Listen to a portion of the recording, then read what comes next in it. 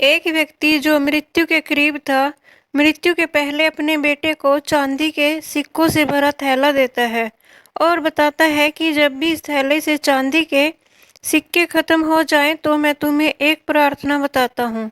उसे दोहराने से चांदी के सिक्के फिर से भरने लग जाएंगे। उसने बेटे के कान में 4 शब्दों की प्रार्थना कही और वह मर गया। अब बेटा चांदी के सिक्कों से भरा थैला पाकर आनंदित हो उठा और उसे खर्च करने में लग गया। वह थैला इतना बड़ा था कि उसे खर्च करने में कई साल बीत गए। इस बीच वह प्रार्थना भूल गया। जब थैला खत्म होने को आया, तब उसे याद आया कि अरे, वह 4 शब्दों की प्रार्थना क्या थी। उसने बहुत याद किया, उसे याद ही नहीं आया। अब वह लोगों से पूछने लगा। पहले पड़ोसी से पूछता है कि ऐसी कोई प्रार्थना तुम जानते हो क्या जिसमें 4 शब्द हैं। पड़ोसी ने कहा, हाँ, एक 4 शब्दों की प्रार्थना मुझे मालूम है, ईश्वर मेरी मदद करो। उसने सुना और उसे लगा कि ये वे शब्द नहीं थे, कुछ अलग थे। कुछ सुना होता है तो हमें जानना पहचानना सा लगता है। फिर भी उसने वह शब्द बहुत बार दोहराया, लेकिन चांदी के सिक्के नहीं बढ़े तो वह बहुत दुखी हुआ। फिर एक फादर से मिला। उसने बताया कि ईश्वर तुम महान हो। ये 4 शब्द की प्रार्थना हो सकती है, मगर इसके दोहराने से भी थैला नहीं भरा। वह एक नेता से मिला। उसने कहा, ईश्वर को वोट दो। ये वह प्रार्थना कारगर साबित नहीं हुई। वह बहुत उदास हुआ। उसने सभी से मिलकर देखा, मगर उसे वह प्रार्थना नहीं मिली जो उसके पिताजी ने बताई थी। वह उदास होकर घर में बैठा हुआ था।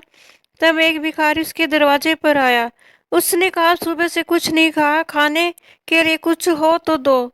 उस लड़की ने बचा हुआ खाना उस भिखारी को दे दिया। उस भिखारी ने खाना खाकर बर्तन वापस लौटाया और ईश्वर से प्रार्थना की, हे ईश्वर, तुम्हारा धन्यवाद। अचानक वह चौंक पड़ा और चिल्लाया कि अरे, यह ही तो वे 4 शब्द थे। उसने वे शब्द शुरू किए, हे ईश्वर, तुम्हारा धन्यवाद, और उसके सिक्के बढ़ते गए, बढ़ते गए। इस तरह उसका पूरा थैला भर गया। इससे समझे, जब उसने किसी की मदद की तब उसे वह मंत्र फिर से मिल गया, हे ईश्वर, तुम्हारा धन्यवाद।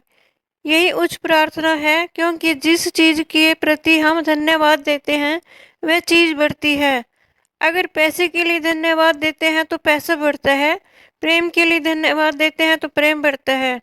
ईश्वर के प्रति धन्यवाद के भाव निकलते हैं कि ऐसा ज्ञान सुनने तथा पढ़ने का मौका हमें प्राप्त हुआ है। बिना किसी प्रयास से यह ज्ञान हमारे जीवन में उतर रहा है, वरना ऐसे अनेकों लोग हैं जो झूठी मान्यताओं में जीते हैं और उन्हीं मान्यताओं में मरते हैं। मरते वक्त भी उन्हें सत्य का पता नहीं चलता, उसी अंधेरे में जीते हैं, मरते हैं। ऊपर दी गई कहानी से समझे कि हे ईश्वर, तुम्हारा धन्यवाद। ये 4 शब्द शब्द नहीं, प्रार्थना की शक्ति है। अगर ये 4 शब्द दोहराना किसी के लिए कठिन है तो इसे 3 शब्दों में कह सकते हैं, ईश्वर, तुम्हारा धन्यवाद। ये 3 शब्द भी ज्यादा लग रहे हो तो सिर्फ एक ही शब्द कह सकते हैं, धन्यवाद। आइए हम सब मिलकर एक साथ धन्यवाद दें उस ईश्वर को जिसने हमें मनुष्य जन्म दिया और उसमें 2 बातें, पहली सांस का चलना, दूसरी सत्य की प्यास। यही प्यास हमें खोजी से भक्त बनाएगी। भक्ति और प्रार्थना से होगा आनंद, परम आनंद, तेज आनंद। दोस्तों, मेरी यह वीडियो देखने के लिए आपका बहुत बहुत धन्यवाद।